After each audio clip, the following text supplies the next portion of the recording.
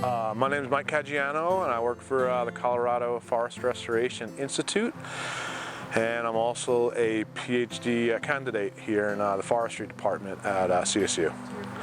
What originally drew me to forestry was an interest in forests and rivers and mountainous landscapes, and I became interested in wildfire in particular because it's such an interesting force on the landscape, and by helping to manage for wildfire I can both help the ecosystems that I care about as well as the communities that depend on those ecosystems.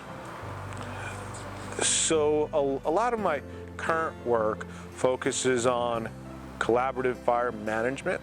So we help build fire-adapted communities and fire-adapted ecosystems. And my work, in particular, helps address a lot of the pressing management concerns that serve at the intersection.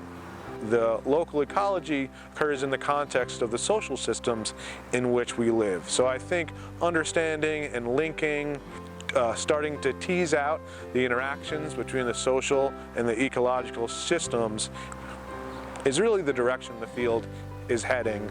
And as scientists and researchers, addressing those sorts of questions is really how we can maximize our impact on the land.